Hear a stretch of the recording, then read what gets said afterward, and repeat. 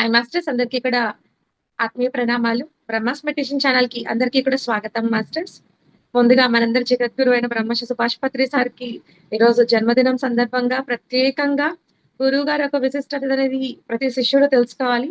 ఎందుకంటే ఆయన ఒక అందించిన ఈ ధ్యానం శ్వాస మీద ధ్యానంతోనే మనము పరిచయం అయ్యి ఇంతమంది ఎక్కడెక్కడో ఉన్నాము అంతా ఈ ప్రయాణంలో చేసి ఆ పిరమిడ్ ఒక శక్తిని పొందుతూ ఆ శ్వాసను గమనిస్తూ ధ్యానం చేస్తూ సజ్జన్ సాంగతి ఇదంతా చేస్తున్నాము అని అంటే ఆయన అందించిన జ్ఞాన ప్రయాణంలో భాగంగానే మాస్టర్స్. సో ముందుగా వారికి జన్మదినం సందర్భంగా ఆ గురువు గారికి నమస్కారం చేసుకుంటూ ఈ రోజు ఒక సెషన్ ని ప్రారంభించుకుందాం మాస్టర్స్. ఎందుకు అని అంటే మాస్టర్స్, ఒకవేళ ఈ శ్వాస విద్య ఈ జన్మలో ఆయన ద్వారా కానీ అందించకపోయిందంటే మన కష్టాల్లో నష్టాలు ఇప్పుడు ఉన్నాయి అప్పుడు ఉన్నాయి, కానీ ఎలా అయిపోయింది మన జీవితం చెప్పండి. కానీ అంత వెలుగు అంటే ఒక జ్యోతి వలె ఆ జ్ఞాన ప్రకాశాన్ని అందించారు కదా. సో ఈ రోజు మనము పత్రి సార్ ఒక జన్మదినం సందర్భంగా పత్రి సార్ అసలు ఏం చేశారు, ఈ ధ్యానం ఎందుకు అందించారు, అలాగే అసలు ఆయనకి ఎవరు గురువు, ఆ గురువు సదానంద యోగ్ గారైన గురువు ఈయనకి ఎందుకు అందించారు అంటే ఒకరి నుంచి ఈయనకొచ్చి ఇక్కడి నుంచి జన ప్రవాహము ప్రభంజనం అయిపోయింది. అంటే ఆ గురువుకి తెలుసు ఏమని, ఈయనకు ఒక్కటి అందిస్తే ఆయన ప్రయాణం అయిపోయింది, అక్కడి నుంచి కోకొల్లలుగా ఆయన మొత్తం అందిస్తారు అనే ఒక సంకేతం ముందుగానే వచ్చి ఈయనకు ఒక్కటి అందించడం జరిగింది. సో ఇలా ఆ గురువు శిష్యుడు యొక్క ప్రయాణం ఎలా ఉంది, ఆ గురువు గారి దగ్గర నుంచి మనం ధ్యాన ప్రయాణం ఎలా ఉంది అనేది చర్చించుకుందాం మాస్టర్స్. ఈ రోజు మనకి చక్కగా ఆ గురువు గారి యొక్క ప్రయాణం సదానంద యోగ్ గారితో ఎలా జ్ఞాన ప్రయాణం జరిగింది, ఆ ఒక ప్రయాణ విశేషాలన్నీ కూడా ఆ చక్కటి అనుభవంతో జ్ఞానాన్ని అందించడానికి మనతో పాటు విజయ్ కోట మేడం గారు కరీంనగర్ నుంచి మనకు జూమ్ సెషన్ విచ్చేసి ఉన్నారు మాస్టర్స్. మేడం ముందుగా మీకు బ్రహ్మాస్ మెడిటేషన్ ఛానల్ తరపున స్వాగతం, సుస్వాగతం madam. Thank you, over to you. Thank you so much Neeraja madam. ఈరోజు నిజంగా ఒక మెమరబుల్ డే టు మీ. ఎందుకంటే ఈరోజు మనందరి విశ్వగురువు మైత్రేయ బుద్ధుడు బ్రహ్మర్షి పితామహ పత్రిజీ గారి యొక్క మహా అవతరణ రోజు. మరి ఈ రోజును మనము ఎందుకు సెలబ్రేట్ చేసుకుంటున్నాము, ఈరోజు ప్రత్యేకత ఏమిటి తెలుసుకునే ముందు మరి నా తల్లిదండ్రులకు, నా కుటుంబ సభ్యులకు ప్రణామాలు తెలియజేస్తూ ఈ యొక్క YouTube channel Zoom organizing team అందరికీ, నీరజ మేడం గారికి స్పెషల్లీ హృదయపూర్వకంగా ధన్యవాదాలు తెలియజేస్తూ ఉన్నాను. ఇంతటి మహద్భాగ్యాన్ని నాకు ఈరోజు కలిగించినందుకు. మరి ఈ భూమి మీద ధ్యానమే ఒక రూపాన్ని తీసుకొని వస్తే అనంతమైనటువంటి చైతన్యమే దిగి వస్తే ధర్మమే ఒక రూపాన్ని తాలుస్తే మరి సత్యమే ఎలా ఉంటుందో సాక్షాత్కరిస్తే అలాంటి ఒక అనంత చైతన్యం నుండి ఒక రూపాన్ని దాల్చి ధర్మం కోసం, సత్యం కోసం, ఈ సమస్త సృష్టి మనుగడ కోసం ఒక అద్భుతమైనటువంటి దివ్య ధ్యాన మార్గాన్ని మనందరికీ చూపించినటువంటి మనందరి ప్రియతమ అందరి హృదయాలలో కొలువై ఉన్నటువంటి ఆ విశ్వగురువుకి మైత్రేయ బుద్ధుడికి అనంత కోటి ప్రణామాలు. మరి వారిని తీర్చిదిద్దినటువంటి వారి యొక్క గురువు గారైనటువంటి శ్రీ శ్రీ శ్రీ శ్రీ సదానంద యోగి మహారాజ్ గారికి అనంత కోటి ప్రణామాలు. అదేవిధంగా ఈ సెషన్లో ఉన్నటువంటి మిత్రులు, యూట్యూబ్ ద్వారా వీక్షిస్తున్నటువంటి మిత్రులందరికీ నా యొక్క హృదయపూర్వక నమస్కారాలు. మరియు పత్రిజీ యొక్క మహా అవతరణ రోజు ఈరోజు సందర్భంగా అందరికీ కూడా హృదయపూర్వకంగా శుభాకాంక్షలు తెలియజేస్తూ, ఇది ఎలాంటిది అంటే ఒక పెద్ద సాహసమే. చంద్రుడికి ఒక నూలు పోగులాగా మరి వారి జీవితము మహాసముద్రం అంతటిది. ఎంత చెప్పినా కూడా తరగనిది. అలాంటి ఒక పెన్నిది, ఒక మహాజ్ఞాన సాగరము. మరి వారి గురించి, అలాగే వారి యొక్క గురువు గారైన సదానంద యోగి గారితో ఉన్నటువంటి అనుబంధం గురించి కొద్దిగా మాట్లాడుకునేటువంటి ఈ మహద్భాగ్యము కల్పించినందుకు మరి ఒక్కసారి ధన్యవాదాలు తెలియజేసుకుంటూ ఉన్నాను ఫ్రెండ్స్. మరి పత్రిజీ యొక్క ఆటోబయోగ్రఫీ, ఆ జీవితము అందరికీ, చాలా మందికి, మన యొక్క ధ్యానులకు, పిరమిడ్ మాస్టర్లకి అందరికీ సువిదితమే. అయినా కూడా మరి ఒక్కసారి మనము కొన్ని విశేషాలు తెలుసుకుందాము. మరి మన గురువు గారికి జన్మనిచ్చినటువంటి మాతాపితలైనటువంటి సావిత్రమ్మ గారికి, వెంకటరమణారావు గారికి కూడా, అదేవిధంగా మన గురుమాత అయినటువంటి స్వర్ణమాల పత్రి అమ్మకి కూడా, అలాగే వారికి పుత్రికలుగా జన్మలు తీసుకొని మరి గురువు గారి యొక్క లక్ష్యాన్ని ఎంతో అద్భుతంగా ముందుకు తీసుకెళ్తున్నటువంటి పరిణీత గారికి, పరిమళ గారికి కూడా హృదయపూర్వకంగా ధన్యవాదాలు తెలియజేస్తూ ఉన్నాను ఫ్రెండ్స్. మరి పత్రిజీ బోధనలో సావిత్రి అమ్మకి మరియు వెంకటరమణారావు గారికి సంతానంగా జన్మ తీసుకొని ఉన్నారు. మరి యోగీశ్వర్ల యొక్క ఆ జన్మ ప్రణాళిక వారికి రాబోయే రోజుల్లో వారు చెయ్యబోయేటువంటి ఆ కార్యాచరణకు అనుగుణంగానే ఉంటుంది అనడానికి నిదర్శనంగా మరి ఆ బోధనలో అప్పుడంతా కూడా ఎన్నో వివిధ మతాలు, వివిధ సంస్కృతుల మేళవింపుగా ఉన్నటువంటి ప్రాంతము అని చెప్తారు. అక్కడనే వారి ఒక జీవిత రథయాత్ర ఆరంభమైపోయిందని చెప్పవచ్చు. మరి ఆ విభిన్న సంస్కృతులు, విభిన్న మత సాంప్రదాయాలతో కూడుకున్నటువంటి అలాంటి ఒక వాతావరణంలో, వైవిధ్యభరితమైనటువంటి వాతావరణంలో మరి పత్రిజీ గారు జన్మ తీసుకున్నారు. మరి చాలా మంది యోగీశ్వరులు జన్మ తీసుకునే ముందు వారి తల్లిదండ్రులకు ఏదో రకంగా సూచనలు అందుతాయి అని చెప్తారు. మరి అదే విధంగా వారికి కూడా ఒక సన్యాసి పత్రిజీ జన్మించే ముందే, కొంతకాలం ముందే, మీ ఇంట్లో ఒక యోగీశ్వరుడు జన్మ తీసుకోబోతున్నాడు అని చెప్తారు పత్రిజీ. సో అయితే వాళ్ళు దానిని తేలికగా, లైట్గా తీసుకున్నారు, పెద్దగా గుర్తించలేదు. కానీ పత్రిజీ ఎప్పుడైతే పిఎస్ఎస్ఎంను స్థాపించారో వారి యొక్క ఆ విశాలమైనటువంటి ఆ జీవన ప్రయాణాన్ని చవి చూస్తున్న కొద్దీ సావిత్రమ్మ గారికి అప్పుడు ఆ యొక్క వారు జన్మించే ముందే వారింటికి వచ్చి ఒక సన్యాసి చెప్పినటువంటి మాటలు గుర్తుకొచ్చాయి అని చెప్తారనమాట. మరి ఈరోజు పత్రిజీ యొక్క 78వ సంవత్సరాల మహా అవతరణము, 78 ఇయర్స్ అవుతుందన్నమాట వారు భూమి మీదకి వచ్చి. మరి 1947 నవంబర్ 11వ తేదీన వారు జన్మించారు. ఈ 11 అనేటువంటి నంబర్ కూడా ఒక విశిష్టమైనది అని చెప్తారనమాట. 11లో 1, 1, 2 అంకెలు ఉన్నాయి కదండి. 1+1 కలిస్తే 2 కదా.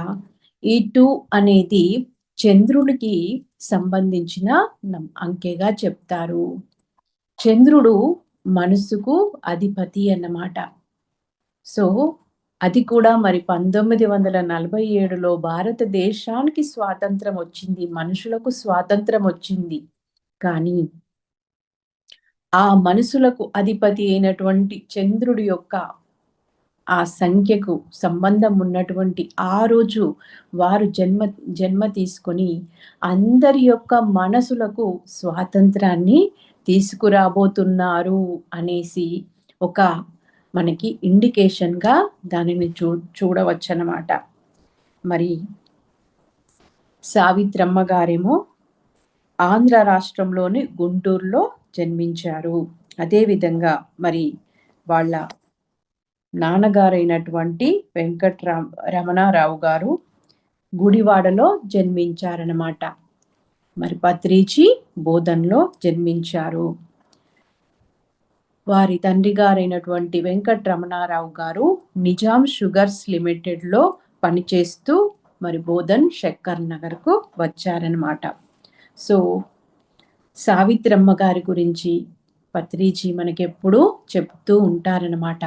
ఆమె ఎంతో మరి చక్కగా కళా పోషణ కలిగినటువంటి ఒక అంతే విధంగా ఎంతో ఓర్పు, ఎంతో సహనము ఆవిడగా ఎంతో అద్భుతంగా రుచికరంగా వంట చేస్తూ ఉండేది. మా అమ్మ వంట తిన్న తర్వాత ఇక అలాంటి రుచి నేనెక్కడా ఎరగను అని చెప్తారు పత్రిజీ. అంతే విధంగా వీరి యొక్క సావిత్రమ్మ గారికి, రమణారావు గారికి మరి 4 కొడుకులు, 2 అమ్మాయిలనమాట. అయితే ఒక అబ్బాయి 2 సంవత్సరాలకే మరణిస్తాడు. తర్వాత కూడా ఇంకొక పత్రిజీ యొక్క తమ్ముడు గారు కూడా చిన్న వయసులోనే మరణిస్తాడు. అప్పుడే పత్రిజీ లోపల ఇక ఈ జననం ఏంటి, మరణం ఏంటి అనేది ఆ ఆధ్యాత్మిక పరమైనటువంటి ఒక చింతన ఆరంభమైందని చెప్తారనమాట. సో మరి వెంకటరమణారావు గారు కొంతకాలం తర్వాత కొంచెం ఆయనకి మానసిక పరమైనటువంటి అనారోగ్యం సంభవిస్తుంది.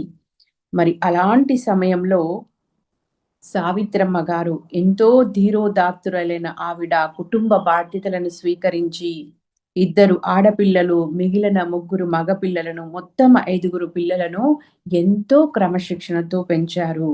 అదేవిధంగా మరి వాళ్ళకందరికీ కూడా ఉన్నత చదువులు వాళ్ళకి అందేలా చూశారనమాట. సావిత్రమ్మ గారికి సంగీతం అంటే చాలా ఇష్టం అనమాట. సో తనకు ఇష్టం ఉండడం వల్ల మరి పిల్లలకి కూడా ఎంతో ప్రోత్సాహాన్ని ఇవ్వడం జరిగింది. ఇక వారి యొక్క అకుంఠిత కార్యదీక్ష, ఆత్మస్థైర్యం కారణంగా పిల్లలంతా పెద్ద పెద్ద చదువులు చదివి తమ తమ జీవితాల్లో చక్కగా స్థిరపడ్డారనమాట. ఇక సావిత్రమ్మ గారు భజన పాటలను చాలా శ్రావ్యంగా పాడేవారని చెప్తారు. ఆమె మరి చిన్నతనంలో వాళ్ళ అమ్మగారు చనిపోవడం వల్ల వాళ్ళ పెద్దన్న, పెద్దక్క దగ్గర అలహాబాదులో జీవించి ఉండారు కొంతకాలము. అప్పుడు వారు అక్కడ మరి చక్కగా హిందీ కూడా బాగా, అక్కడ హిందీ భాష కాబట్టి హిందీ భాషలో తనకెంతో ప్రావీణ్యం ఉందని చెప్తారనమాట. సో ఆవిడ మరి సంగీతం అంటే ఇష్టం కాబట్టి అలహాబాదులో ఉన్నప్పుడు తను నేరుగా సంగీతం నేర్చుకోలేదంట. పక్కింట్లో సంగీత పాఠాలు విని ఆ గోడచాటున ఉండి సంగీతం నేర్చుకున్నారట. చూడండి, మనిషి లోపల ఇష్టం ఉంటే, పట్టుదల ఉంటే దేన్నైనా ఏ రకంగానైనా సాధిస్తారు అనడానికి అమ్మగారు ఒక గొప్ప ఉదాహరణ మనకి. సో మరి పత్రిజీ యొక్క నాన్నగారు 1993 సంవత్సరంలో తన యొక్క 82వ ఏట తను చాలించారనమాట. ఇక అప్పుడు అమ్మ సావిత్రీదేవి గారు అప్పటి వరకు తన యొక్క కుటుంబ బాధ్యతనంతా స్వీకరించి వారు కూడా 2006వ సంవత్సరంలో డిసెంబర్ 21వ తేదీన వారు కూడా దేహత్యాగం చేశారు. చూడండి, అమ్మగారు దేహత్యాగం చేసిన రోజే మరి మనందరికీ, ప్రపంచానికి కూడా ధ్యాన అంతర్జాతీయ ధ్యాన దినోత్సవంగా మారిపోయింది. సో వారు అమ్మగారు ఆ శరీరాన్ని వదిలేసిన రోజు పత్రిజీ ఎలా ఉన్నారు అనేది ఇక్కడ చూద్దాం ఫ్రెండ్స్. వారి యొక్క ఆత్మ పరమాత్మగా మారే ఈ జగన్నాటకంలోని తమ చిట్ట చివరి జన్మకు భౌతిక శరీరాన్ని అందించిన ఆ మాతృమూర్తి రూపాన్ని కనులారా చూసుకున్నారంట. అప్పటి వరకు మరి పత్రిజీ చాలా బిజీగా ఉంటున్నారు. ఇటు ఉద్యోగము, అటు ఆధ్యాత్మిక కార్యకలాపాలతోని. కానీ ఆ రోజు మాత్రము వారి అమ్మగారి దగ్గరే ఉండిపోయారంట. తనకు జన్మని ఇచ్చిన తల్లికే ధ్యానంతో పునర్జన్మను ఇచ్చి ఆమెను మోక్ష మార్గంలో పయనింపజేసి తన జన్మను ధన్యం చేసుకున్నారు పత్రిజీ. బుచ్చి అంటూ తనను ప్రేమతో పిలిచేవారంట వాళ్ళ అమ్మవారు. వారికి కడసారి వేడుకోలు ఇచ్చారనమాట. మరి వారి యొక్క అమ్మగారు మహావతార్ బాబాజీ యొక్క అంశతో వచ్చారనమాట. సో ఎప్పుడైతే దేహాన్ని త్యాగం చేశారో వారి యొక్క ఆత్మ నేరుగా మహావతార్ బాబాజీలో వెళ్ళి కలిసిపోయింది అని చెప్పి చెప్తారనమాట. మరి ఆ రోజు కూడా పత్రిజీ చక్కగా ఎప్పటిలాగానే వారు ఆ అంత్యక్రియలు అయిన తర్వాత పిరమిడ్ ధ్యానులందరినీ కూర్చోబెట్టి వేణు వాయిస్తూ అందరి చేత ధ్యానం చేపించారనమాట. తర్వాత యాజ్ యూజువల్ గానే మరి వారి యొక్క కార్యక్రమాలను కొనసాగించారు.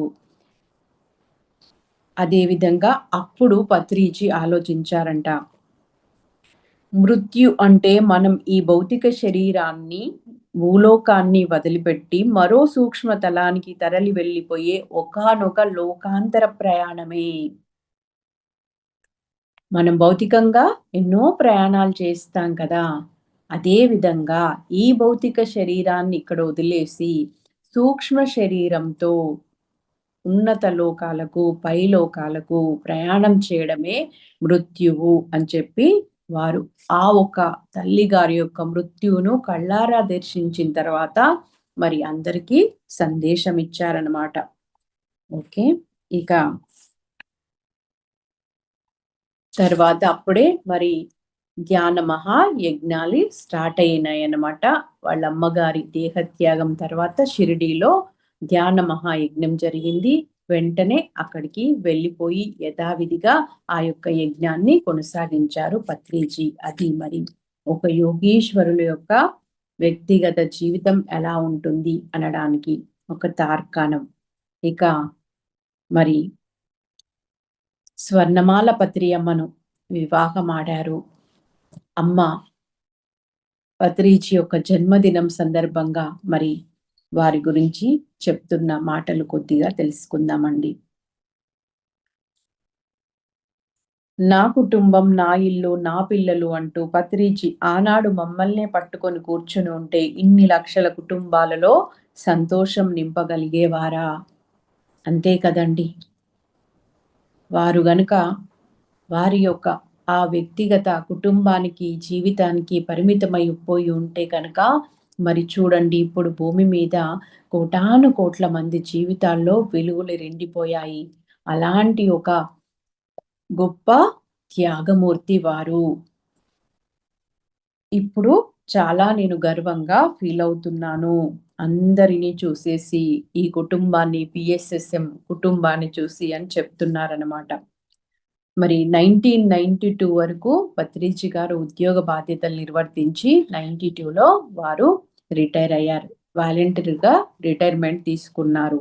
మరి అప్పుడు ఎంతో సడన్గా మన ఇంటి యొక్క కుటుంబానికి బాధ్యతలు తీరాలంటే మనకి ఆర్థికంగా కూడా ఉండాలి కదా. మరి అలాంటి సమయంలో పత్రి మేడం ఎంతో సమయమనంతో ఉంటూ మరి ఇద్దరు ఆడపిల్లల్ని చూసుకుంటూ ఎంతో చక్కగా వారి యొక్క కుటుంబ బాధ్యతను ఆ గురు పత్నిగా వారి ధర్మాన్ని కర్తవ్యాన్ని నిర్వర్తించారు. కాబట్టి మనందరి జీవితాల్లో ఇప్పుడు వెలుగులు నిండాయి ఫ్రెండ్స్.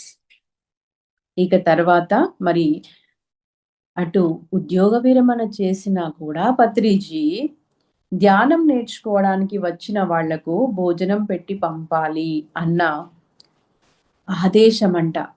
ఇంటికి ఎవరొచ్చినా కూడా భోజనం పెట్టి పంపాలి. మరి దాన్ని ఎలా పాటించాలో అర్థం కాక సతమతమైపోయేదాన్ని. కానీ చివరికి అంతా సవ్యంగానే జరిగేది అని చెప్తున్నారు. సో, ఇంకా మేడం యొక్క సందేశం ఏంటి అంటే, ఆధ్యాత్మిక జీవితాన్ని గడపడం అన్నది కత్తి మీద సాము లాంటిది. మనకి సదానంద యోగి గారు కూడా ఇదే చెప్తారు. పిరమిడ్ మాస్టర్లందరూ అత్యంత ఎరుకతో మరి ఆత్మస్పృహతో జీవిస్తూ సమాజంలో ఆదర్శంగా నిలవాలి అని చెప్పి చెప్తున్నారు. ఓకే. ఇక పత్రిజీ పుట్టినరోజు సందర్భంగా సారు యొక్క మాటలు కూడా మనం ఇక్కడ గుర్తు చేసుకుందాం ఫ్రెండ్స్. సుభాష్ పత్రి అనే నేను 1947 నవంబర్ 11వ తేదీన నిజామాబాద్ జిల్లా బోధన్‌లో జన్మించాను. మన జన్మను మనమే ఎంచుకుంటాము అన్న ఆత్మ ప్రణాళికలో భాగంగానే నేను నా తల్లిదండ్రులను మరి పుట్టవలసిన ప్రదేశాన్ని ఎంచుకుని భిన్న భిన్న సంస్కృతుల మేళవింపుతో కూడిన బోధన్ పట్టణాన్ని ఎంచుకున్నాను అని చెప్తున్నారు. ఇక నా జీవితంలో నేను అనేక విషయాలను మా అమ్మ సావిత్రీదేవి గారి నుంచి నేర్చుకున్నాను. ముఖ్యంగా కష్టాలను చిరునవ్వుతో స్వీకరించడంలో ఆవిడ చూపించిన స్థైర్యాలు నాకెంతో స్ఫూర్తిదాయకంగా నిలిచాయి అని చెప్తున్నారు. ఇక ఆవిడ తన జీవితంలో ఎన్నెన్నో కష్ట నష్టాలను, ఇబ్బందులను ఎదుర్కొన్నప్పటికీ, ఏ ఒక్క రోజు, ఏ ఒక్క క్షణము కూడా తను జీవించే ధైర్యాన్ని కోల్పోలేదట. చూడండి ఇదెంత మనందరికీ ఒక ఎప్పుడూ గుర్తుంచుకోవాల్సిన విషయము.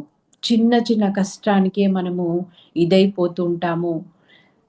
కుమిలిపోతూ ఉంటాము, కుంగిపోతూ ఉంటాము. ఎందుకు ఈ జీవితం అనుకుంటాము. కానీ వారు మనందరికీ ఆదర్శం అండి సావిత్రి అమ్మగారు. సో, ఇక మరి వారి ఆత్మీయ సంరక్షణలో పెరుగుతూనే వారి అన్నగారైనటువంటి వేణ్ వినోద్ గారి ద్వారా పత్రిజీ సంగీతం పట్ల అభిరుచిని పెంచుకొని 1963 నుండి 1970 వరకు శ్రీ టిఎస్ చంద్రశేఖరన్ సికింద్రాబాద్ గారి దగ్గర వేణువు అంటే ఫ్లూట్ నేర్చుకున్నారు సారు. 1963 నుండి 70 వరకు 3 సంవత్సరాల పాటు నేర్చుకున్నారన్నమాట. ఇక 1975 నుండి 78 వరకు కర్నూలుకి ఉద్యోగ బాధ్యతల్లో భాగంగా కర్నూలు షిఫ్ట్ అయ్యారు పత్రిజీ. ఇక అక్కడికి వెళ్ళిన తర్వాత మళ్ళీ 75 నుంచి 78 వరకు కర్నూలులో పద్మభూషణ్ డాక్టర్ శ్రీపాద పినాకపాణి గారి దగ్గర ఇంకా కర్ణాటక సంగీతాన్ని నేర్చుకున్నారు. మరి వారి జీవితం చూడండి. ఆ సంగీతము అప్పుడు నేర్చుకున్నారు కాబట్టే మరి అది ఇప్పుడు వారు స్థాపించినటువంటి ఈ సొసైటీని వారి యొక్క జీవిత లక్ష్యాన్ని ముందుకు తీసుకెళ్ళడానికి మరి వారు నేర్చుకున్న విద్యలు కూడా ఎంతో ఉపయోగపడుతున్నాయి మనందరికీ.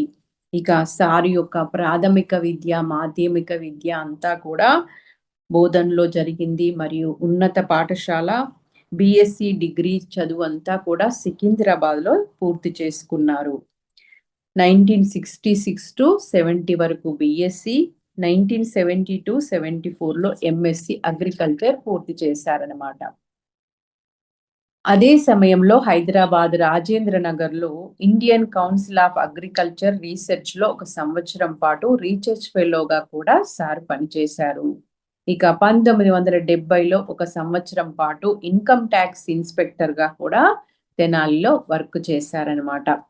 ఆ తరువాత కోరమండల్ ఫెర్టిలైజర్స్ లిమిటెడ్‌లో 1975 నుంచి 92 వరకు sales promotion officer, senior agronomist, regional marketing ఆఫీసర్‌గా 18 సంవత్సరాలండి. 18 నంబర్ కూడా చూడండి వర్క్ చేశారన్నమాట పత్రిజీ. అయితే సార్‌కి ఈ భౌతిక జీవితం మరి ప్రాపంచిక చదువులతో పాటు చిన్నప్పటి నుండి ఆధ్యాత్మికత పట్ల కూడా ఎంతో ఇంట్రెస్ట్ ఉండేదంట.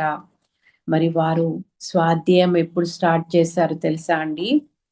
విశ్వకవి రవీంద్రనాథ్ ఠాగూర్ గారి శాంతి నికేతన్ గురించి విన్నప్పుడల్లా నా ఒళ్ళు పులకరించిపోయేది అని చెప్తున్నారు. 8 ఏళ్ల వయస్సులోనే మొట్టమొదటగా చదివిన పుస్తకం ఏంటి అంటే మహాత్మా గాంధీజీ గారి మై ఎక్స్పెరిమెంట్స్ విత్ ట్రూత్ అనేటువంటి బుక్కు 8 సంవత్సరాలకే చదివారు. తర్వాత 10 ఏళ్ల వయసులో విశ్వనాథ సత్యనారాయణ గారు రచించినటువంటి 1000 పడగలు, 15 ఏళ్ల వయసులో పండిట్ సర్వేపల్లి రాధాకృష్ణన్ గారు వ్రాసిన ఇండియన్ ఫిలాసఫీ 2 సంపుటాలు సంపూర్ణంగా 2 సార్లు చదివారనమాట. ఈ విధంగా మరి వారి స్వాధ్యాయం అనేది కొనసాగుతూ వచ్చింది. ఒక్క తెలుగు భాషనే కాదు, ఇంగ్లీష్ భాషలోని ఎంతో మంది గొప్ప గొప్ప రచయితల యొక్క పుస్తకాలు ఎన్నో చదివారు. సార్ చెప్తున్నారు ఇక్కడ 50,000 పైచిలుకు పుస్తకాలను నేను చదివాను అని చెప్పి. మరి ఆ పుస్తక జ్ఞానము, ఈ ధ్యానము, వారి యొక్క గత జన్మల్లో చేసిన సాధన, వారు గత జన్మల్లో దీనికంటే 3 జన్మల ముందు నుండే ఈ యొక్క ఆధ్యాత్మికత, ఈ జ్ఞానం అనేది ఒక గురువుగా అందరికీ పంచుతూ వస్తున్నారు. ఇవన్నీ వెరసి ఇప్పుడు ఇంత చక్కటి ఆధ్యాత్మికమైనటువంటి విప్లవము ఈ భూమి మీద తీసుకురావడానికి పనిచేశాయన్నమాట.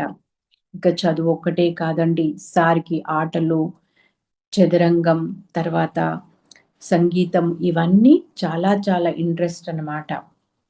సో అందరిలాగానే ఉద్యోగం చేసుకుంటూ సంసారము అందరిలాగానే సాధారణంగా జీవితం గడిచిపోతుంది. కానీ మరి లోపల మాత్రము ఏదో వెలితి, నేను ఇంకేదో చెయ్యాల్సి ఉంది, అదేంటో తెలియదు, చెప్పేవారెవ్వరూ లేరు అని చెప్పి చెప్తున్నారు పత్రిజీ.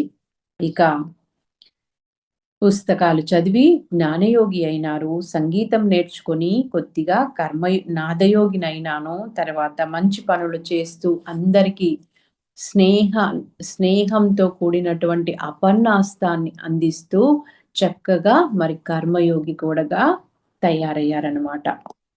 అంతే కదండి, పత్రిజీ 1976 వరకు చక్కగా మంత్రము, యోగా, రకరకాల సాధనలు చేస్తూ వచ్చారంట. ఎక్కడేముందో అన్నీ చవి చూచారనమాట.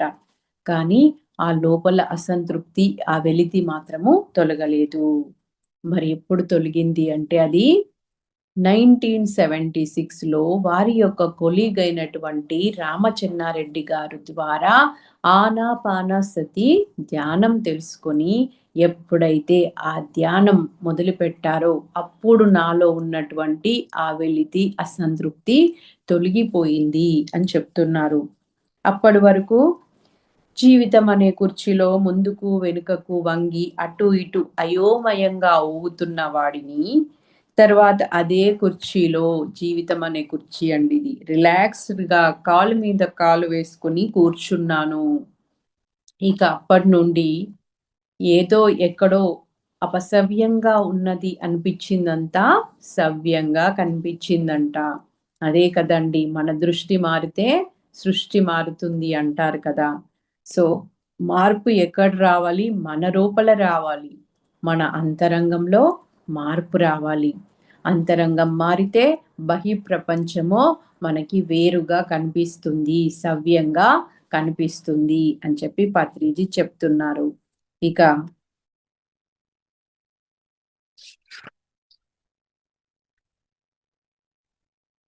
ఇప్పటి వరకు నేను సుమారు 10,000 మంది ఆధ్యాత్మిక గురువులు రాసిన సుమారు 50,000 ఆధ్యాత్మిక గ్రంథాలను చదివాను అని చెప్తున్నారు.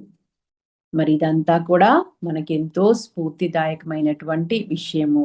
అయితే పత్రిజీని చాలా ప్రభావితం చేసినటువంటిది, ఎన్లైట్మెంట్ చేసినటువంటి బుక్ మాత్రము మరి టిబెట్ యోగి అయినటువంటి లోబ్సాంగ్ రాంపా గారు రాసిన యూ ఫర్ ఎవర్, మరణం లేరు అనేటువంటి ఆ బుక్ పత్రిజీ యొక్క జీవితం యొక్క దశను మార్చివేసింది. ఇక ఆ బుక్ ద్వారా మరి ఎన్నో విషయాలు తెలుసుకున్నారు పత్రిజీ. సూక్ష్మ శరీర యానం గురించి, దివ్య చక్షు గురించి, అదే విధంగా మరి ఇతర లోకాల గురించి, సృష్టి రహస్యాలన్నింటినో ఔపోసన పట్టారు. చక్కటి ఒక జ్ఞానయోగిగా తయారయ్యారనమాట. ఇక ఇక్కడ ఒక ఎగ్జాంపుల్ చెప్తున్నారు పత్రిజీ. ముళ్ళ కంపలతో నిండిన అడవిలో మనం నడవాలి అంటే మనం ముళ్ళన్నీ ఏరుకుంటా కూర్చుంటామా అండి? మన కాళ్ళకి మనం చెప్పులు వేసుకొని నడుస్తే సరిపోతుంది. అదే విధంగా ప్రపంచాన్ని మార్చాలి అని చెప్పి మనమేమీ ఇదవ్వక్కర్లేదు. మనల్ని మనం మార్చుకోవాలి. మన అంతరంగాన్ని మార్చుకోవాలి. మన దృష్టికోణాన్ని మార్చుకోవాలి. ఎప్పుడైతే మన అంతరంగంలో మార్పు వస్తుందో, ప్రపంచంలో కూడా ఆ మార్పును చూస్తాము. మనం ఎదిగితే ప్రపంచంలో కూడా మనం అదే చూస్తాము. మన లోపల ఏదుందో బయట అదే దర్శిస్తాము అని చెప్పి చెప్తున్నారన్నమాట ఇక. సార్ యొక్క ఈ ధ్యాన ప్రయాణము, ప్రచారము ఎలా ఉండేది? చాలా చాలా మనకి ఇంట్రెస్టింగ్‌గా ఉంటుందండి. సార్ మాటల్లో చూద్దాం ఇది. ప్రతి ఒక్కరికి నా స్నేహ హస్తాన్ని అందిస్తూ ఒకానొక మైత్రేయ బుద్ధినిలా ధ్యానం చెయ్యవోయ్, శ్వాస మీద ధ్యాస పెట్టవోయ్ అనేవాడిని.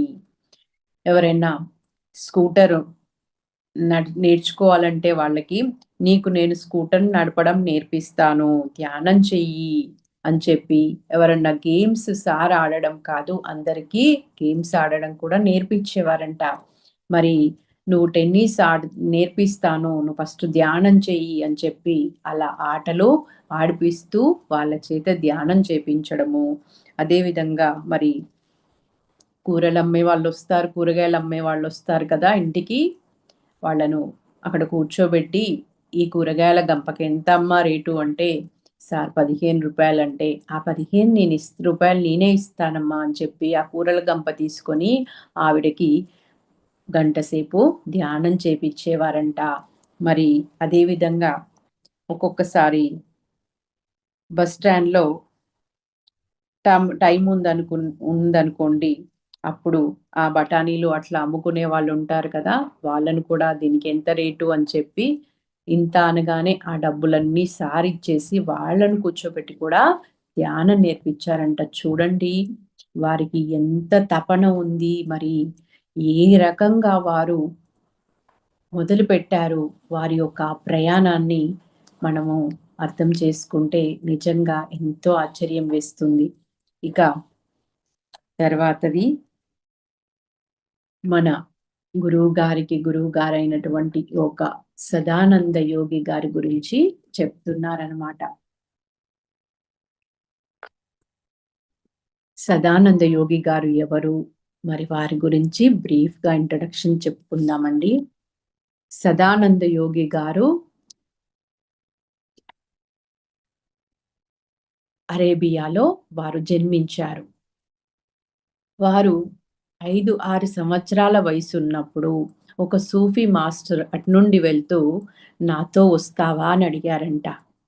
ఆ చిన్న బాలుడు వెంటనే సరే వస్తాను అని చెప్పి వాళ్ళ తల్లిదండ్రుల యొక్క అనుమతి తీసుకున్న తర్వాత సూఫీ మాస్టర్ ఆ యొక్క బాబుని తీసుకొని వెళ్ళాడు. చూడండి ఆ తల్లిదండ్రులు కూడా మరి ఒక ముక్కు మొహము తెలియనటువంటి వ్యక్తొచ్చి మీ బాబును మాతో తీసుకెళ్దామంటే వారు అలా అప్పగించడము, ఆ చిన్న బాలుడు కూడా మరి కొత్త వ్యక్తితో వెళ్ళడానికి ఇష్టపడడము ఇదంతా కూడా మరి వారి యొక్క ఆ యోగ స్థితిని మనకి తెలియజేస్తుందండి. వాళ్ళ తల్లిదండ్రులు కూడా మరెంతో ఉన్నతమైన ఆత్మజ్ఞానులయ్యే ఉంటారు. ఆ విధంగా సూఫీ మాస్టర్‌తో కలిసి వాళ్ళు ప్రయాణం చేయలేదండి. ఆ సూఫీ మాస్టరు వాళ్ళ పాదాలకు ఒక లేపనం పూశారు. వెంటనే వాళ్ళు కళ్ళు మూసి తెరిచేలోగా హిమాలయాల్లోని భూటానలులో ఉన్నారన్నమాట. వారక్కడ మరి వారు గురువు గారికి సేవ చేసుకుంటూ తనకి 17 సంవత్సరాల వయసొచ్చే వరకు జీవించారంట. తర్వాత ఇంకొక రోజు వాళ్ళ గురువుగారు మరి నేనొచ్చిన పని అయిపోయింది. అంటే వీరిని తయారు చేయడానికే ఆ గురువుగారు వచ్చుంటారు. నేనొచ్చిన పని అయిపోయింది. ఇక నేను వెళ్ళిపోతాను. నాకు సమాధి సిద్ధం చెయ్యి అనగానే మరి వారి గురువుగారు మాట ప్రకారము సమాధి సిద్ధం చేశారు. వారి గురువుగారు వారు సమాధి అయినారనమాట. ఇక అప్పుడు మళ్ళీ గురువుగారి సందేశాన్ని తీసుకొని ఉత్తరం వైపుగా వెళ్ళి అక్కడ గురువుల సాంగత్యంలో సదానంద యోగి గారికి 80 సంవత్సరాల వయసు వచ్చే వరకు అక్కడ ధ్యానం చేస్తారు. ఈ ఆనాపానసతి ధ్యానము తపస్సు చేశారనమాట. ఇక ఆ తర్వాత మళ్ళీ వాళ్ళ గురువులు, అక్కడి గురువులు కూడా ఇక్కడ నీ సాధనే అయిపోయింది, నువ్వు ఇంకా దేశంలోకి వెళ్ళు, అందరికీ ధ్యానాన్ని జ్ఞానాన్ని బోధించు అని చెప్తారంట. అప్పుడు అక్కడ హిమాలయాల నుండి, ఉత్తర భారతదేశం నుండి చూడండి కాలినడకన స్వామీజీ, మరి ఎక్కడ ఉత్తర భారతదేశము, ఎక్కడ భారతదేశము, అది కూడా ఆంధ్రప్రదేశ్ కర్నూలు డిస్ట్రిక్ట్ చూడండి, ఇక్కడి వరకు మరి వారు కాలినడకన నడుచుకుంటూ ఎందరెందరికో మరి ఆ జ్ఞానాన్ని ధ్యానాన్ని నేర్పిస్తూ వచ్చారన్నమాట. చివరాఖరుగా మరి ఈ యొక్క కర్నూలు రాఘవేంద్ర లాడ్జ్ పాత బస్ స్టాండ్ దగ్గర వారు మకాం పెట్టారు.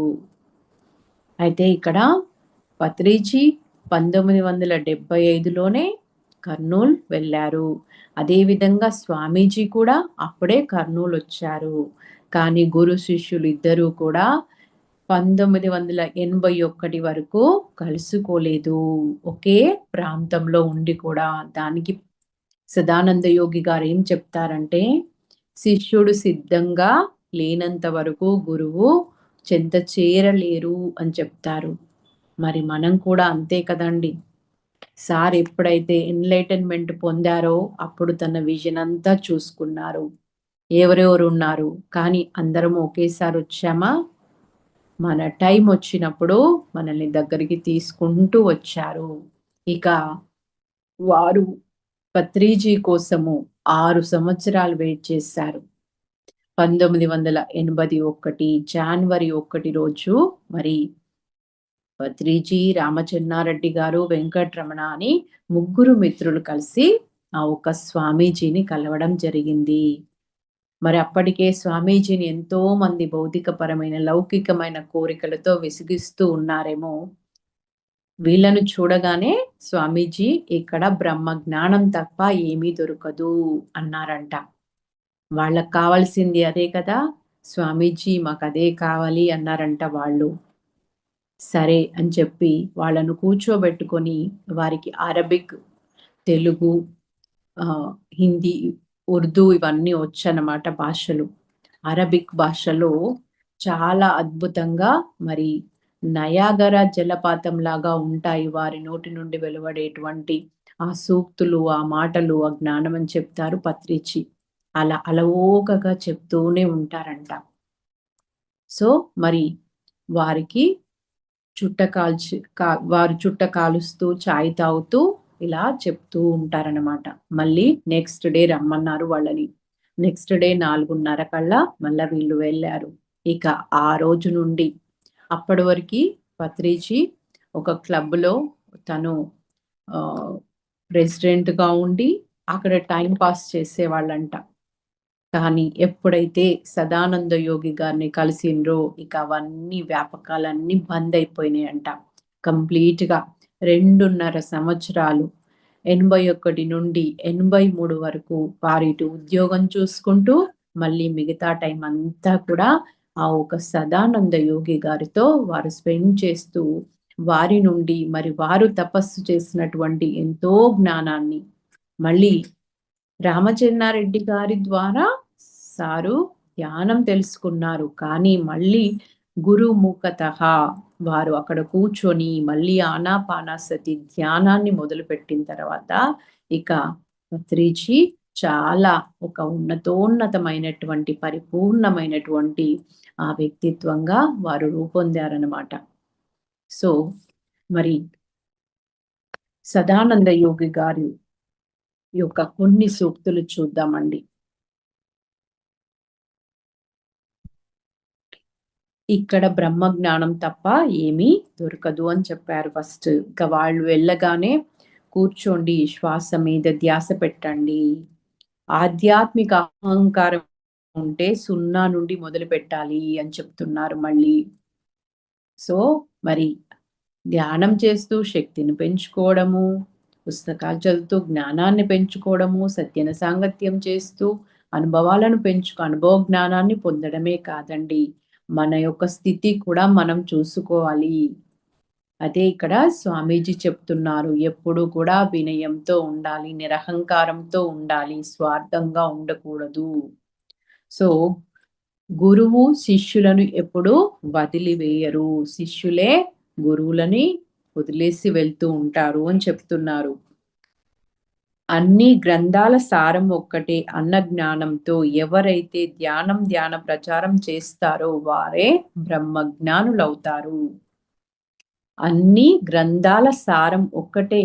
అంతే కదండి మరి. ఇక సమాజ హితం కోసం బ్రహ్మ జ్ఞానాన్ని అందించిన బ్రహ్మజ్ఞాని శ్రీ సదానంద స్వామి. ఎవరి కోసం ఇచ్చారు వారు? మనకి ఇంట్రడక్షన్‌లో నీరజ మేడం చెప్పారు. వారికి తెలుసు. ఆ ఒక్కరిని నేను తీర్చిదిద్దితే వారి ద్వారా ఈ ప్రపంచమంతా మారిపోతుంది. ఈ సమస్త మానవాళిలో పరివర్తనొస్తుంది అని తెలుసు కాబట్టే మరి ఆ ఒక్కరి కోసం వారి యొక్క ఆ సమయాన్ని, శక్తిని, జ్ఞానాన్ని అన్నీ ధారపోశారనమాట. పత్రిజీ చెప్తారనమాట.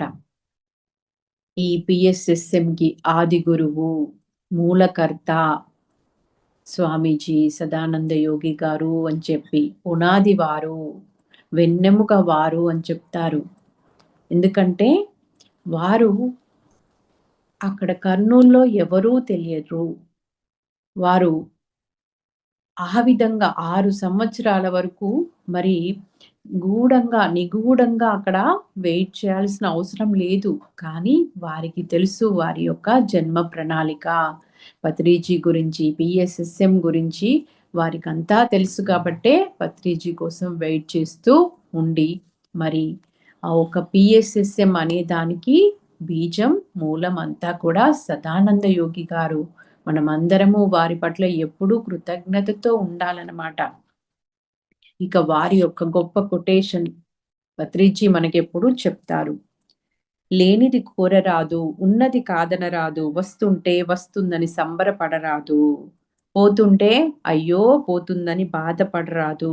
కోరి సాధించరాదు, కోరక వచ్చింది కాదనరాదు.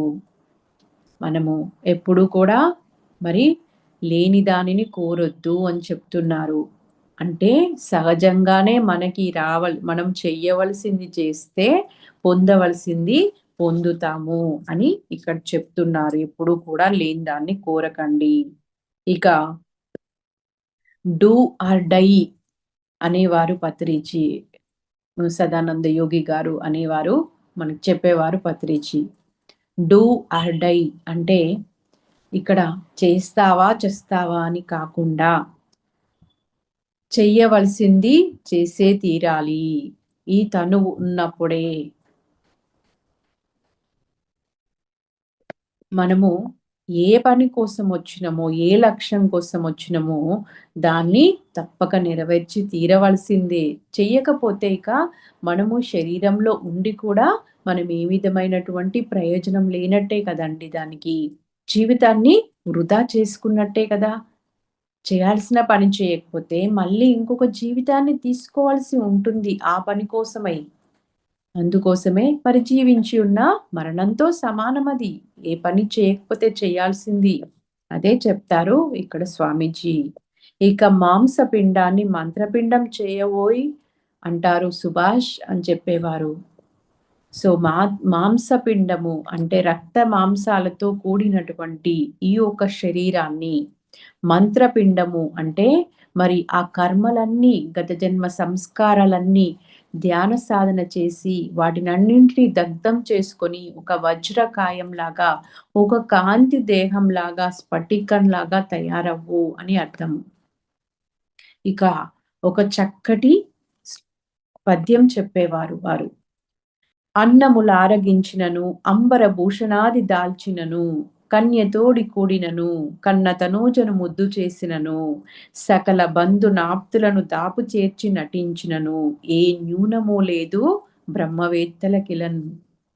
ఎవరైతే యోగీశ్వరులు ఉంటారో, ఆత్మస్థితిలో జీవిస్తారో, మరి వాళ్ళకి ఇలా అన్నం భోజనం చేసినప్పుడు కానీ, బిడ్డను ముద్దు చేసినప్పుడు కానీ, కన్యతో కూడి ఉన్నప్పుడు కానీ, అలాగే సకల బంధువులు, మిత్రులు, ఆప్తులు వీళ్ళందరితో కలిసి నటించడం. ఎందుకంటే వారు ఆత్మస్థితిలో ఉంటారు. బయటంతా కూడా నటనే అనేది వాళ్ళకి తెలుసు. అన్ని పరిస్థితుల్లో కూడా ఉన్నప్పుడు వాళ్ళకి ఏ విధమైన భేదభావం లేదు అని చెప్పి చెప్తున్నారన్నమాట. మరి సదానంద యోగి గారికి స్వర్ణమాల పత్రి అమ్మ ఒక జన్మలో కూతురు, ఇంకొక జన్మలో తల్లి గారన్నమాట. అందుకే వాళ్ళది ఎన్నో జన్మల బంధము. అది మనకి పత్రి మేడం కూడా చెప్తారు. స్టార్టింగ్ లో నేను గుర్తించలేదు, తర్వాత నేను తెలుసుకున్నాను అని చెప్పి. ఇక గురువు అంటే ఎవరు, గురువుకు సేవ ఎట్లా చెయ్యాలి అనేది ఇక్కడ స్వామీజీ చెప్తున్నారు. ఇక్కడ ఒక ఎగ్జాంపుల్ అండి. కబీర్ గారిని నీకు గురువు భగవంతుడు ఇద్దరూ ప్రత్యక్షమైతే ఎవరికి నువ్వు ముందు నమస్కరిస్తావు అని అడుగుతారంట. అప్పుడు కబీర్ గారు చెప్తారంట, నాకు ఆ భగవంతుణ్ణి చూపించిందే నా గురువు, కాబట్టి నేను గురువుకే ముందుగా నమస్కరిస్తాను. అందుకే గురువు అంటే సకల దేవతా స్వరూపం అండి. తల్లిలో తల్లి ప్రేమ ఉంటుంది, తండ్రిలో తండ్రి ప్రేమ ఉంటుంది, మిత్రునిలో మిత్రుని ప్రేమ ఉంటుంది. కానీ ఒక్క గురువులో మాత్రము అన్ని రకాల ప్రేమ ఉంటుంది. ఎప్పుడు ఎక్కడ ఎవరికి ఏది అందించాలో అది అందిస్తూ ఉంటారు.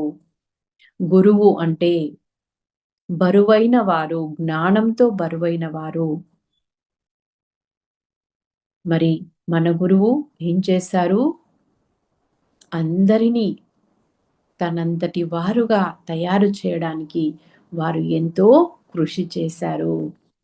సో ఎప్పుడు కానీ గురువులకు కోపం వచ్చే విధంగా నడుచుకోరాజు అని చెప్పి స్వామీజీ చెప్తున్నారు. ఎవరైతే సద్గురువులను విమర్శిస్తారో, తప్పుగా ఆలోచిస్తారో, తప్పుగా మాట్లాడతారో వాళ్ళు అది మహాపాపం అవుతుంది. ఎన్నో జన్మలు ఎత్తాల్సి ఉంటుంది. ఒక గురువుని అర్థం చేసుకోవడం అంత ఈజీ కాదు. ఒక జ్ఞానిని అర్థం చేసుకోవడం అంత ఈజీ కాదు. వారి స్థితికి, వారి స్థాయికి ఎదిగినప్పుడు మాత్రమే మనకు వాళ్ళు అర్థమవుతారన్నమాట. ఇక పత్రిజీ గురించి మరి సదానంద యోగి గారు ఏం చెప్తున్నారో వారి మాటల్లో విందామండి. పత్రి నా ప్రియ శిష్యుడు. పత్రి కూడా ఒక బ్రహ్మజ్ఞాని. మరి పూర్వజన్మలో ఒక రాజకుటుంబంలో మంచి హోదా కలవారుగా జన్మించారు అని చెప్తున్నారు. ఇక్కడ చెప్తున్నారు పత్రిజీ కూడా మామూలు మనిషిగా మాయలో పడిపోయారు. ఇక్కడికి వచ్చిన తర్వాత కొంత జీవితం అలా గడిచిపోయిన తర్వాత మరి గతం గుర్తు చేయడం కోసము వారి యొక్క లక్ష్య సాధనకి అనుగుణంగా వారు సిద్ధం చేయడం కోసము ఒక సంఘటనను క్రియేట్ చేశాము అని చెప్తున్నారు. మనకి పత్రిజీ కూడా చెప్పారు ఇది.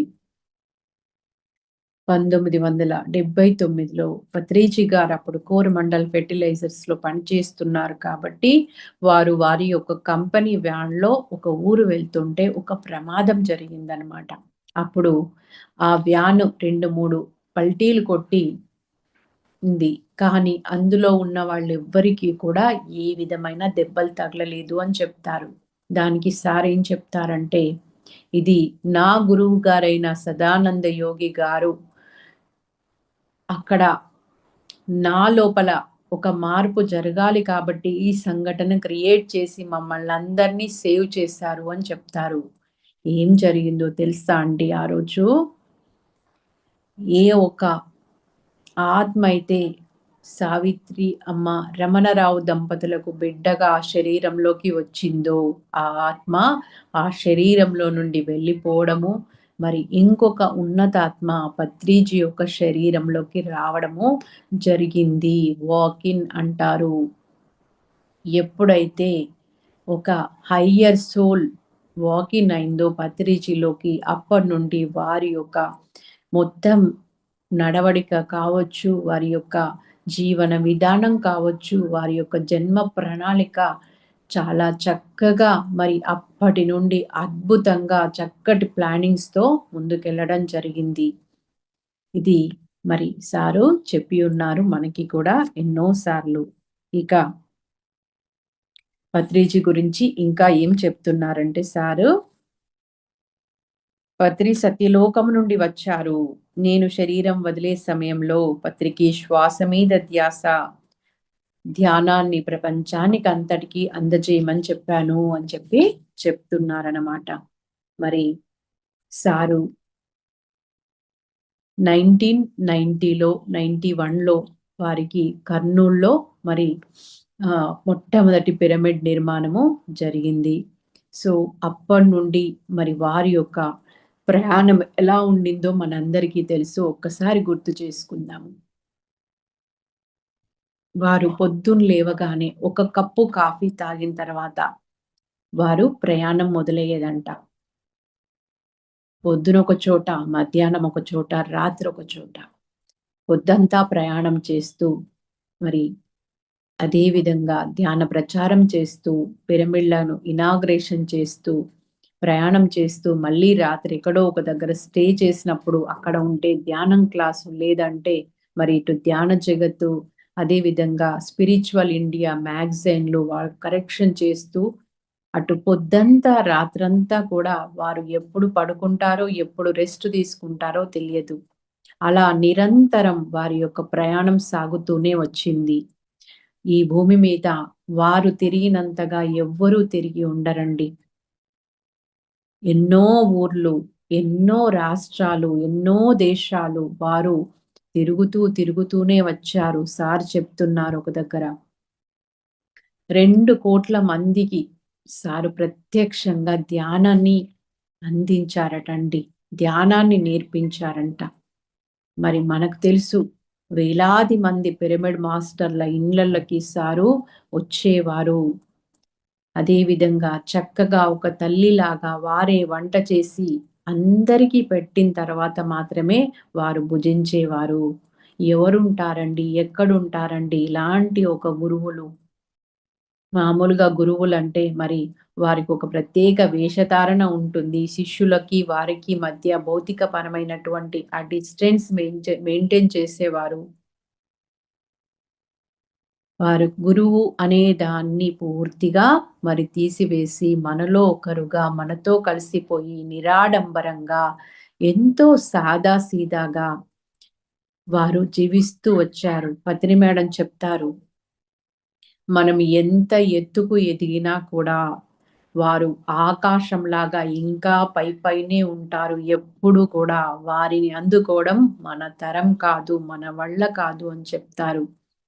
ఎలా అవుతుందండి మరి? వారు మామూలు సృష్టి చేశారా ఇక్కడ? సృష్టికే ప్రతి సృష్టి జరిగింది ఈ భూమి మీద. ఒక నరకాసురుడి వధ జరిగితే దీపావళి పండుగ సెలబ్రేట్ చేసుకుంటున్నాము. ఒక రావణుడు రాక్షసుల వధ జరిగితే దసరా సెలబ్రేట్ చేసుకుంటున్నాము. మరి ఇప్పుడు ఈ భూమి మీద సృష్టి, స్థితి, లయ, ఈ ఒక సృష్టికర్తలందరూ కలిసి నూతనమైనటువంటి సృష్టిని, ఆ ఉన్న సృష్టిని లయం చెయ్యకుండా పరివర్తన ద్వారా మరి ఉన్నతీకరించడం జరిగింది. ప్రతి ఒక్క మానవుడిలో ఒక దేవుడున్నాడు, ఒక రాక్షసుడున్నాడు. ఎలాగంటే ఒక ఫోన్‌లో డ్యూయల్ సిమ్ ఉన్నట్టుగా. ఎవరైతే ఈ ధ్యాన మార్గంలోకొస్తారో, ఈ ధర్మాన్ని పట్టుకుంటారో వాళ్ళలో ఉన్నటువంటి రాక్షసుడు వాళ్ళు చేసే సాధనల ద్వారానే మరి డిస్ట్రాయ్ అయిపోతాడు. ఎవరైతే ఇంకా మాకెందుకులే ఇవన్నీ అనుకుంటారో, మా జీవితాలు బాగానే ఉన్నాయి అనుకుంటారో, వాళ్ళు మరి ఈ యొక్క మారినటువంటి ఈ భూమి యొక్క ఎనర్జీ ఫ్రీక్వెన్సీని బేర్ చేయడం కష్టమవుతుంది. సో ఇంత మరి ఈ భూమి మీద ఇలాంటి ఒక గొప్ప కార్య ప్రణాళికతో వచ్చారు పత్రిజీ. ఉన్నత లోకాల నుండి, సత్యలోకం నుండి భూమి మీదకొచ్చారు. ఈ పిఎస్ఎస్ఎం కానీ, మరి మన యొక్క పిఎస్ఎస్ఎంలో ఎన్ని గొప్ప నిర్మాణాలు చేశారు పత్రిజీ. ఆ పిరమిడ్ అనే దాన్ని ఏదో ఈ పిఎస్ఎస్ఎంకి ఒక లోగో ఉండాలని పెట్టలేదంట. స్వామీజీ చెప్తారు సదానంద గారు. ఆ పిరమిడ్ గురించి ఎంతో శోధించి, పరిశోధించి ఆ పిరమిడ్ ఎనర్జీని భూమి మీదకి తీసుకొచ్చారు. అదేవిధంగా ధ్యానానికి అటు సంగీతాన్ని జోడించారు, ఇటు పిరమిడ్ శక్తిని అందిస్తూ మరి ఎంత అద్భుతమైన విప్లవాన్ని సృష్టించారండి. కైలాసపురిలో మరి ఒక మహేశ్వర మహాపిరమిడ్ కానీ, బెంగళూరులో మైత్రేయ బుద్ధ పిరమిడ్ కానీ, అదేవిధంగా మరి ఇప్పుడు ఎన్నో గొప్ప గొప్ప మెగా పిరమిడ్స్, ఎన్నో గొప్ప పిరమిడ్ క్షేత్రాలు వచ్చినాయి. ఇవన్నీ ఎందుకోసం వచ్చాయి అంటే ఈ ఒక సృష్టిలో మార్పుల కోసమే వచ్చాయి. ఇవి పైలోక వాసుల ద్వారా, సమస్త దేవీ దేవతలు, విశ్వమందలి గురువుల ద్వారా ఈ వర్క్ అంతా జరుగుతుంది. ఏ మంత్రము లేదు, ఏ తంత్రము లేదు, నీ శ్వాసే నీ గురువు అన్నారు. నీ గురువు చింత నువ్వు ఉండన్నారు అంతే. మరి ఎలాగా ఈ పిఎస్ఎస్ఎంలో ఇప్పుడు వందలు, వేలు కాదు, లక్షల మంది పిరమిడ్ మాస్టర్లు తన్ మన్ ధన్ అన్ని రకాలుగా ఎంత అద్భుతంగా వర్క్ చేస్తున్నారు. ఎంత లోక కళ్యాణం, ఎంత విశ్వ కళ్యాణం జరుగుతుంది. ఈ యజ్ఞాల గురించి చెప్తారనమాట స్వామీజీ. ఈ యజ్ఞాలు అనేటివి, ధ్యాన యజ్ఞాలు అనేటివి, ధ్యాన చక్రాలు, యాగాలు అనేటివి ఒకప్పుడు సమస్త దేవీ దేవతల ఆశీస్సుల కోసము ఎవరైతే రాజులు, యోగులు, ఋషీశ్వరులు చేసిండ్రో ఆ యజ్ఞ యాగాదుల కంటే కూడా ఎంతో గొప్పవి. కంటికి కనిపించకుండా ఆ యజ్ఞంలో విడుదలయ్యే శక్తి అంతా కూడా మరి సమస్త సృష్టికి అందుతూ ఉంది. ఈ భూమి మీద నెగటివ్ ఎనర్జీ, నెగటివిటీ అంతా డిస్ట్రాయ్ చేయబడింది. ఈ యొక్క యజ్ఞాలు, యాగాలు మనమే కాదు, ఇంకా ఎంతో మంది, ఎందరో సిద్ధ పురుషులు, ఋషులు, యోగులు తపస్సు, ధ్యానం చేస్తున్నారు. మన కంటికి కనిపిస్తలేరు వారు. ఈ శక్తి అంతా కూడా మరి భూమిని ప్రక్షాళన చేసింది. ఇప్పుడిక ముందున్నది మానవుల లోపల పరివర్తన రావాలి. రావాలి అంటే ప్రతి ఒక్కరూ ఈ శ్వాస మీద ధ్యాస పెట్టి ధ్యానం చెయ్యాలి. సత్యం తెలుసుకోవాలి. సత్యంతో కూడి ధర్మంలో జీవించాలి. అప్పుడే మరి ఇంకా ఈ మానవుడు దివ్య విశ్వ మానవుడుగా ఎదుగుతాడనమాట. మరి ఇంత అద్భుతంగా మనందరినీ తీర్చిదిద్దినటువంటి మన గురువు గారు జూలై 24వ తేదీన వారి యొక్క ఆ దివ్యమంగళ భౌతిక శరీరాన్ని కనుమరుగు చేశారు. అలాగని వారు ఎక్కడికి వెళ్ళలేదు. వారు వచ్చిన పని అయిపోయే వరకు వెళ్ళరు. మనందరి రూపాల్లో ఇక్కడే ఉన్నారు భూమి మీద. వారి యొక్క అనంతమైన చైతన్యము ఇంకా ఎంతో విస్తృతంగా విస్ఫోటనం చెంది అద్భుతంగా పనిచేస్తుంది. ప్రతిరోజు ఎక్కడ చూసినా ఇప్పుడు ధ్యాన యజ్ఞాలు, శాకాహార ర్యాలీలు, అఖండ ధ్యానాలు, ఎన్నో పిరమిడ్లు అద్భుతంగా ఇంకా ఇంకా ముందుకు వెళ్తుంది. మరి అంటే వారు చైతన్య రూపంలో ఉన్నారు. శరీరాన్ని మాయం చేశారు అంతే. వారు లేకపోతే ఇదంతా సాధ్యం కానే కాదు, మన వల్ల కానే కాదు. అంతటి ఒక ఆ మహాగురువుకి, ఆ మహా అవతరణ ఈ రోజు సందర్భంగా మనము ఎంత చెప్పినా మన జీవిత కాలం సరిపోదండి వారి గురించి. ఎందుకంటే ఒక్కొక్క పిరమిడ్ మాస్టర్కి ఒక్కొక్క భగవద్గీత అంతా మరి చరిత్ర ఉంది. పత్రిజిత్కో వారికి అనుబంధం ఉంది. ఎలా గైడ్ చేశారు, వాళ్ళ దగ్గరికి వచ్చినప్పుడు ఏ విధంగా వాళ్ళను సరి చేశారు, ఎంతో కథ ఉంది. మరి ఆ కథ అంతా మనం చెప్పుకోవాలంటే మరి ఎంతో సమయం పడుతుంది. సో మరి ఈరోజు ఈ యొక్క పత్రిజీ యొక్క ఈ మహా అవతరణ రోజు చక్కటి అవకాశం కల్పించినటువంటి వారి గురించి కొద్దిగా మనం గుర్తు చేసుకోవడానికి అద్భుతమైన ఆపర్చునిటీ ఇచ్చినటువంటి బ్రహ్మాస్ మెడిటేషన్ ఛానల్ ఈ యొక్క టీంకి, ఆర్గనైజింగ్ టీంకి ధన్యవాదాలు. ఒక్క 5 నిమిషాలు చక్కగా కళ్ళు మూసుకొని వారి యొక్క అనంత శక్తిని, చైతన్యాన్ని మనము కూడా కనెక్ట్ అయ్యి ఈ భూమి మీద ప్రతరించి ఒక ఏకైక కళ అహింసా జగత్, భూమాత సాక్షాత్కారము. ప్రతి ఒక్కరూ కూడా ధ్యానులుగా మారి, శాకారులుగా మారి, పిరమిడ్ నిర్మాణాలు చేసి వారందరూ కూడా హాయిగా, ఆనందంగా, ఆరోగ్యంగా జీవించాలని కోరుకుందాం ఫ్రెండ్స్. శ్వాస మీద ధ్యాస.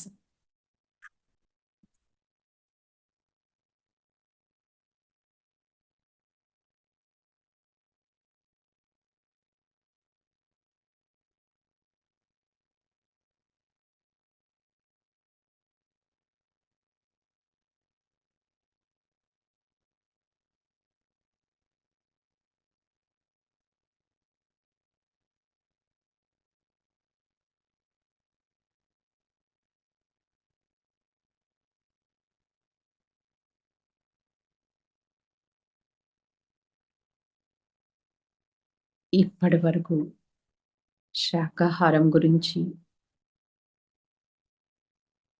ఇంత ప్రచారము ఎప్పుడూ కని విని ఎరిగి ఉండం మనము.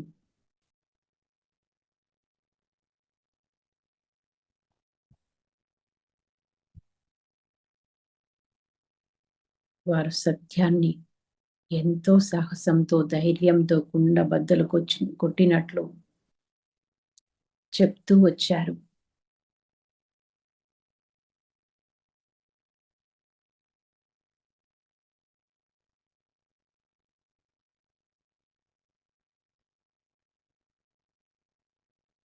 వారేం చెప్పినా, ఏం చేసినా అందరి మంచి కోసమే.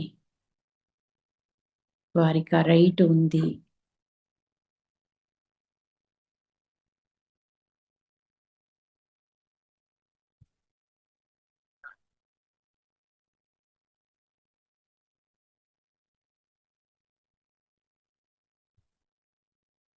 వారు మనకిచ్చినటువంటి 18 ఆదర్శ సూత్రాలు, 13 వ్యక్తిగత సూచనలు, 6 గొప్ప ఆధ్యాత్మిక సత్యాలు. No complaints, no judgments, non violence, non interference, no హత్య, నో ఆత్మహత్య.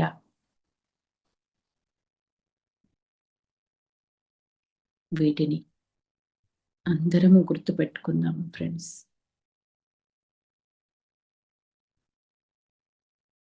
ధర్మం శరణం గచ్ఛామి, ధ్యానం శరణం గచ్ఛామి,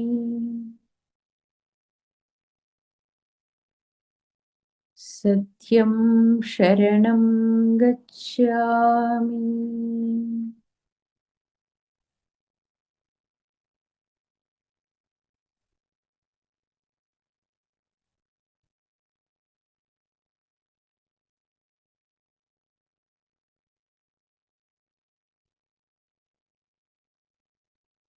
అహింసా పరమో ధర్మః, సత్యమేవ చేతే, ధర్మో రక్షతి రక్షితః, లోకాః సమస్తాః సుఖినో భవంతు.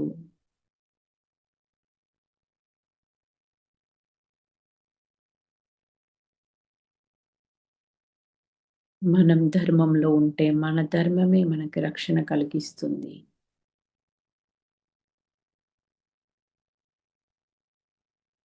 శ్వాస అనే గురువును పట్టుకొని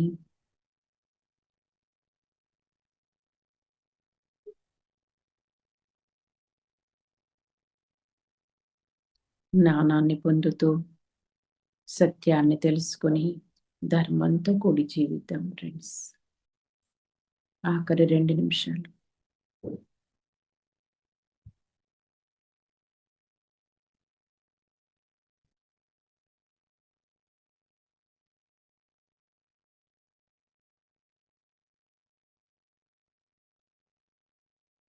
గురుర్బ్రహ్మా గురుర్విష్ణు గురుర్దేవో మహేశ్వరः గురుః సాక్షాత్ పరం బ్రహ్మ తస్మై శ్రీ గురవే నమః.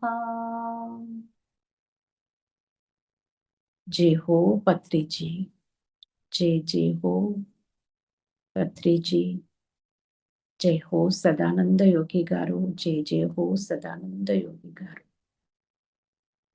ఓకే ఫ్రెండ్స్, నెమ్మదిగా కళ్ళు తెరుద్దాం.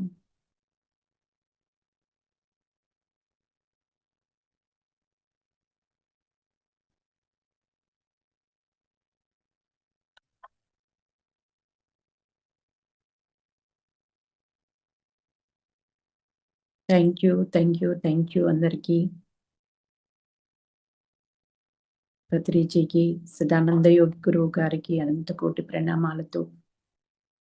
జై హో పత్రిజీ.